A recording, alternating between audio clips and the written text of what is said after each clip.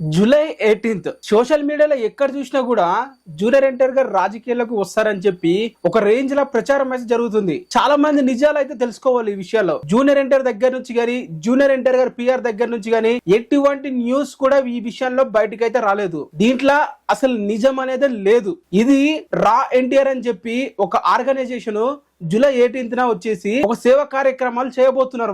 వాళ్ళు అఫీషియల్ గా ఒక ప్రెస్ నోట్ కూడా రిలీజ్ చేశారు. దాంట్లో క్లియర్ గా వాళ్ళు మెన్షన్ చేశారు, మేము చేసే సేవా కార్యక్రమాలతో జూనియర్ ఎన్టీఆర్ గారి పొలిటికల్ ఎంట్రీస్ కి ఎటువంటి సంబంధం లేదు అని. ఒక ఫ్యాన్స్ చేసే ఒక సేవా కార్యక్రమాలకి జూనియర్ ఎన్టీఆర్ గారు పాలిటిక్స్ లోకి వస్తారని చెప్పి ప్రచారాలకి ఎటువంటి సంబంధం ఉంటుంది మీరే చెప్పండి. బేసిక్ గా కొంచెం కూడా సెన్స్ లేకుండా చాలా మంది వీడియోస్ చేస్తున్నారు సోషల్ మీడియాలో. సో ఈ వీడియో ద్వారానే మేల్కుంటారని చెప్పి ట్రై చేస్తున్నా. ఎందుకంటే జూనియర్ ఎన్టీఆర్ గారు ప్రస్తుతం రాజకీయాలకు వచ్చే అవకాశం లేదు. ఎందుకంటే తన కమిట్మెంట్స్ చాలా ఉన్నాయి. తను ఇప్పుడు రాజకీయాలకు రావాలన్నా కూడా రాలేడు.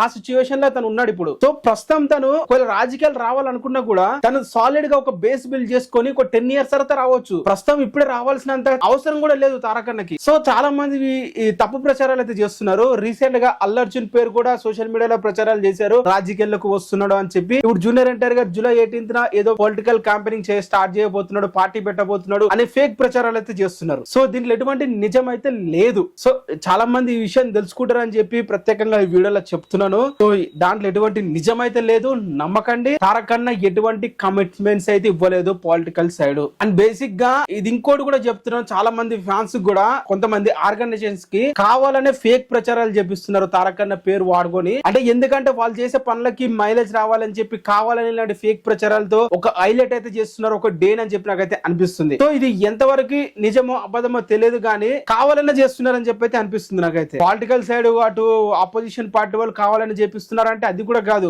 ఎవరికి అవసరం ఇంతగా జూనియర్ ఎన్టీఆర్ గారు పాలిటిక్స్ లోకి వస్తున్నాడు అని చెప్పి గ్రౌండ్ లెవెల్లో ప్రచారాలు చేయడానికి. సో చాలా మంది ప్రజలు ఏమనుకుంటున్నారు, తారకన్న ఎప్పుడు పొలిటికల్ అంబిషన్ ఉన్న హీరో కాబట్టి, లేకుంటే తన ఫ్యాన్స్ చాలా మంది కూడా ఎవరైతే కార్యకర్తలు ఉన్నారో ఒక పార్టీ అధికారానికి వినిగిపోయి చాలా మంది ఎదురు చూస్తున్నారు తను ఎప్పుడు రాజకీయాలకు వస్తున్నాడు అని చెప్పి. వస్తాడు, బట్ ఇప్పుడు ఇది సరైన టైం అయితే కాదు. సో ఏవైతే న్యూస్ వస్తుందో వాటిని నమ్మకండి అని చెప్పి వీడియోలో అయితే చెప్పడానికి ట్రై చేస్తున్నాను. దాని మీద క్లియర్ గా ఏదైనా కన్ఫర్మేషన్ వస్తే మళ్ళీ వీడియో అయితే చేసేది చెప్తాను. ఎందుకంటే ఇది ఎంతవరకు వెళ్ళిపోయిందంటే నేను డైలీ జూనియర్ ఎన్టీఆర్ గారి మీద వీడియోలు చేస్తాను. నాకే చాలా మంది చెప్తున్నారు జూనియర్ ఎన్టీఆర్ గారు 18కి వస్తారు కదా, పార్టీ పెడుతున్నారు కదా అని. అరే నాకు తెలియకుండా ఏ న్యూస్ వస్తుందా ఇంతగానో అని చెప్పి. బేసిక్ ఫ్యాక్ట్స్ నిజాలు లేకపోతే వీడియోలు చేయను నేను. బట్ అలాంటిది నాకే ఇలాంటి విషయాలు తెలియదు. బట్ చాలా మంది ఇట్లాంటి ఫేక్ ప్రచారాలు అయితే చేస్తున్నారని. అది కూడా గ్రౌండ్ లెవెల్ లో కాక వెళ్ళిపోయింది. చాలా మంది ఫ్యాన్స్ కూడా నిజంగా నమ్మేస్తున్నారు. సో వీటిలో ఎటువంటి నిజమైతే లేదు, దాన్ని ఎవరు కూడా నమ్మకండి అని చెప్పి మరొకసారి వీడియోలో చెప్పడానికి ట్రై చేస్తున్నాను. మరి ఇంకేమైనా డౌట్స్ ఉంటే కింద కామెంట్ చేయండి, వీడియో చేయడానికి ట్రై చేస్తా.